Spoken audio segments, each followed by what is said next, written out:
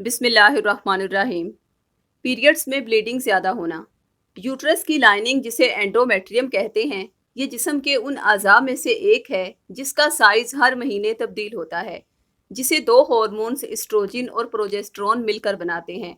یہ اینڈومیٹریم ہر مہینے پیریڈز کے دوران ٹوٹ جاتی ہے، لیکن جب یہ دونوں ہارمونز امبیلنس ہو جاتے ہیں تو یوٹرس کی لائننگ ضرورت سے زیادہ نشوونما پاتی ہے، اور یوں پیریڈز کے دوران بلیڈنگ بہت زیادہ ہوتی ہے۔